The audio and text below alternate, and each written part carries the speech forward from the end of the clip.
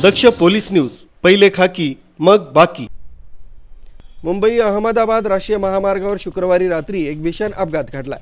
एका भरधाव मोटरसायकलनं पादचाऱ्याला धडक दिल्यानं झालेल्या या अपघातात दुचाकीवरील 2 तरुण आणि एक पादचारी अशा एकूण 3घांचा जागीच मृत्यू झाला।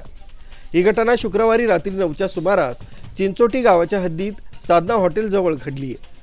शाहरुख फुलजहा खान हा तरुण आपल्या सुझुकी मोटरसायकलवरून मित्र अर्जुन शेट्टी याच्यासह महामार्गावरून जात होता।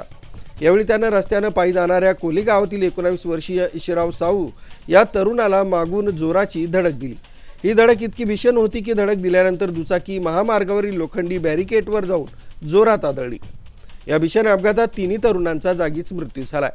अपघाताची माहिती मिळताच पोलिसांनी घटनास्थळी धाव घेतली। नायगाव पोलिसांनी या प्रकरणी निष्काळजीपणे आणि भरधाव वेगात वाहन चालवून स्वतःसह इतरांच्या मृत्यूस कारणीभूत ठरल्याप्रकरणी गुन्हा दाखल केला आहे। या घटनेमुळे परिसरात हळहळ व्यक्त केली जात असून महामार्गावरील अतिवेगाचा प्रश्न पुन्हा एकदा ऐरणीवर आलाय। न्यूज ब्युरो, दक्ष पोलीस न्यूज, वसई विरार।